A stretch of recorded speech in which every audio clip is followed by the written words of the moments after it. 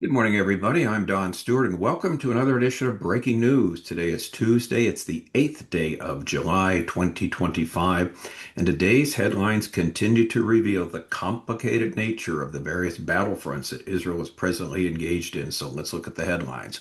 Well, last night in Washington, D.C., at the dinner with Donald Trump and Prime Minister Netanyahu, Netanyahu tells Trump that he has nominated him for the Nobel Peace Prize. This is a Breitbart story. We'll look at that. Now, Iran, though, denies requesting meeting with the U.S., their state media reports. This is from the Jerusalem Post. Last night, Trump said there was going to be a meeting this coming week between Iran and the U.S., and now today, Iran comes out and denies that there will be a meeting. Also, the Iranian president is under fire for urging a U.S.-Iran nuclear talks. It shows how the leadership, as we've mentioned here, the leadership in Iran is really in disarray. And so, what happened was Pezeskian, the president, had an interview with anti-Semite American commentator Tucker Carlson, and said he thinks everything can be taken care of with dialogue. We can talk and work all this out. And as we're going to see, the hardliners in Iran said, no, we're not even going to talk with the Americans. So again, as we've said, the whole regime is in total confusion. Now, there was an ambush yesterday where 5 Israeli soldiers were killed and something like 14 were injured. And the North Gaza ambush underscores the risk of halting the IDF's ground operations. This is from YNET.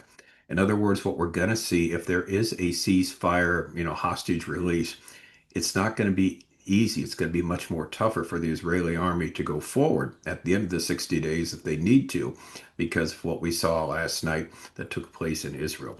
All right. Also, we have an important announcement for you before we get into today's headlines.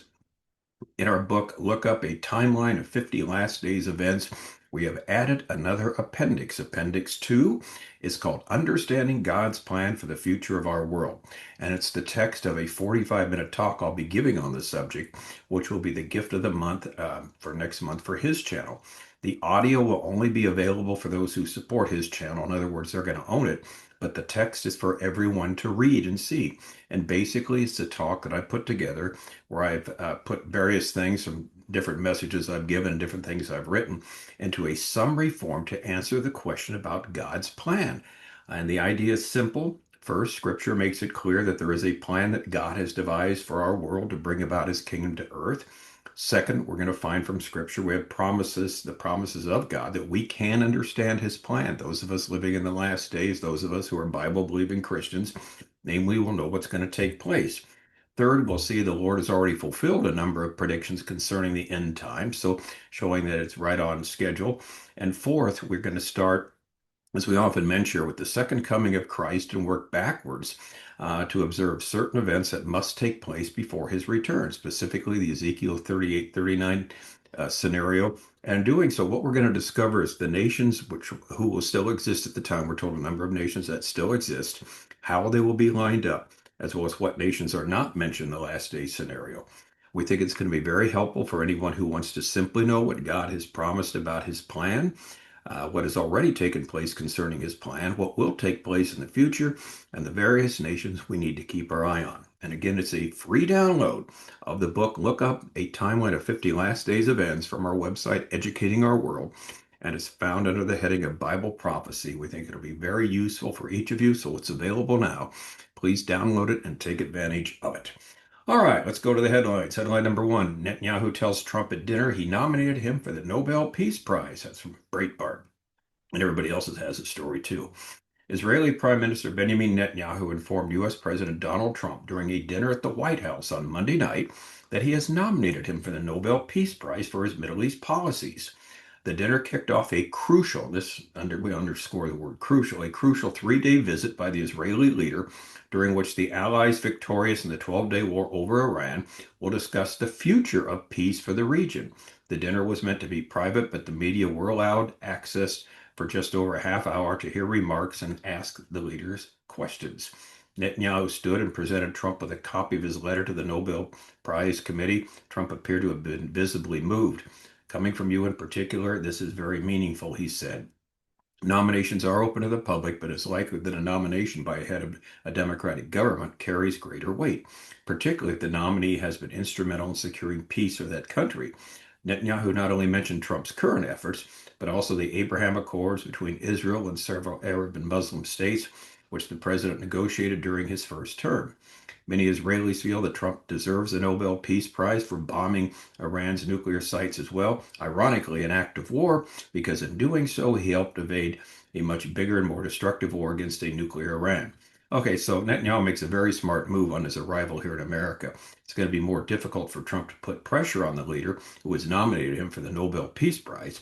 We'll have to see what's concluded after the end of this 3 day trip, the important trip with respect to the USA and Israel, what they conclude. So we're in the midst of this uh, time. It's a couple more days now. Netanyahu will be here, so we'll see what else transpires. Now, these next two headlines are fascinating because what they do, they make it very clear that all is not well with the country of Iran with respect to the United States, with respect to itself, and what may or may not take place in the future, as we've been warning about. Iran denies requesting meeting with U.S. state. Their state media reports this from the Jerusalem Post. U.S. President Donald Trump's Middle East envoy Steve Witkoff said he would meet with Iranian diplomats next week or so. President Trump said the same thing. Iran did not request a meeting with the United States to resume nuclear talks, Foreign Ministry spokesman Ismail Baghdadi said on Tuesday, according to state media.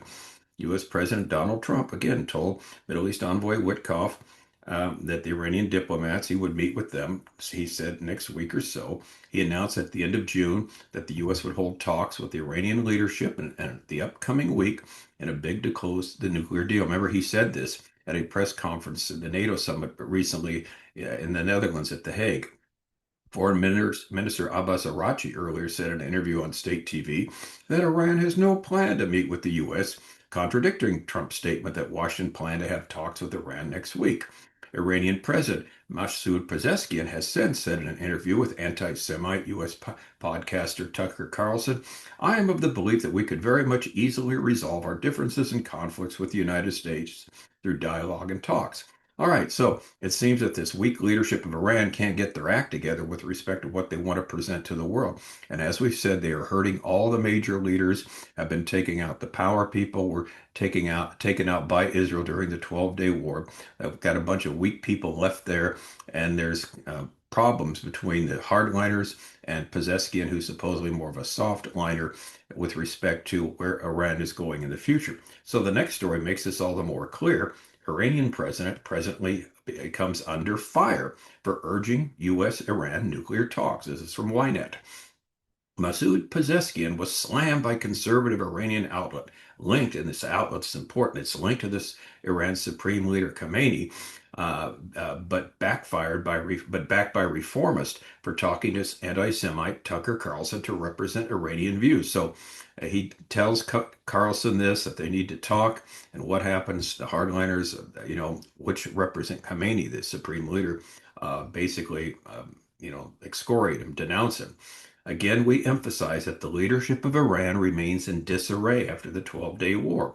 As we mentioned yesterday, it's going to grow worse and worse. The very operations inside Iran that are continually carried out, they've been carried out since the end of the 12-day war by the Israeli Mossad, working with many, many people in Iran who want to see this regime overthrown. They want to destabilize the government because they want a regime change. And again, the leadership does not seem to know what it wants. So this adds to the problem they're having, the falling apart of the regime. What will eventually happen? And we will keep you informed in this, because as we saw yesterday, we have some intel that we can give you, that you'll never hear anywhere else, specifically about what's going on and what's gone on, and what will go on there in Iran with respect to the Israelis, with respect to these brave Iranian citizens who are wanting a regime change there and doing things to sabotage the nuclear problem, the nuclear issue, their military, etc. So again, we'll keep an eye on this. Fascinating. And finally, headline number 4. This really illustrates the problems that Israel has allowed to happen. North Gaza ambush underscores the risk of halting IDF ground operations. This is another YNET story. There's a deadly clash last night in Beth Hanun, and it reveals the enduring threat of Gaza's underground networks as ceasefire talks advance. Military leaders warn without sustained ground presence, the terror hubs will remain intact, and therein lies the problem. The fatal ambush Monday night in Beth Hanoun that claimed the lives of 5 IDF soldiers and wounded 14 others was a textbook example of Hamas's guerrilla warfare. Despite months of losses and setbacks, Hamas continues to track the IDF operational patterns closely and exploit them with lethal precision. The ambush, planned, observed, and executed in close quarters, reflected a clear ability by Hamas to conduct reconnaissance, exploit underground infrastructure, and engage directly in short-range combat. Beth Hanoun is situated among the northern Gaza border. It now seen at least 3 different operations over the past 21 months. It's not as though they haven't gone in there. 3 different operations have hit Beth Hanoun in the last 21 months. And here's the problem. Still, the area remains a stronghold of military activity, largely due to the vast subterranean network Hamas has built beneath it, a so-called underground city that has persisted despite repeated military efforts. The underground system, now get this, has been known since the 2014 war. It's been known for over 11 years. It was from one of these tunnels that Hamas cell launched a deadly attack that killed Lieutenant Colonel Dolev Kedar and a few others. 2014. Only recently did the IDF troops finally destroy the same tunnel route that was used in the attack in 2014. Now, herein lies the problem. In the decades since, Hamas has not only expanded its underground operations, not just in the north, but deep into areas like Han Yunis. While large parts of the city have been leveled, the tunnel infrastructure remains largely intact. In fact, the destruction of the above ground structures can sometimes hinder engineering access to the tunnels themselves. So that's the story. And the takeaway is clear. Hamas's military infrastructure in Gaza cannot be fully dismantled through airstrikes or temporary encirclement alone. It requires prolonged ground operation. One comes at the cost of both time and lives. The window for such action is narrowing as hostage negotiations and the public fatigue weigh heavily on Operation Decision. In the meantime, the IDF Chief of Staff E.L. Zamir has signaled that prioritizing a ceasefire for hostage deal is a legitimate choice, as Prime Minister Netanyahu continues to pursue such a framework. But again, here's the problem. Freezing operations now means leaving places like Beit Hanoun intact, and with them, the risk they will pose to the Israeli communities nearby. And this is a perfect example of the problems that will occur if a ceasefire is put into place. 60 days. 60 days is a long time. Hamas can regroup, build more tunnels, plan future guerrilla actions against Israel when the fighting resumes. Not to mention the real problem, and that is the 10 or so hostages that will still be left behind when the 60 days are up. According to this latest, ceasefire proposal, only half of the remaining hostages will be released during the 60 days. And the last 10, of course, as many stories said, will be relegated to their death because Hamas is never going to release them. All right.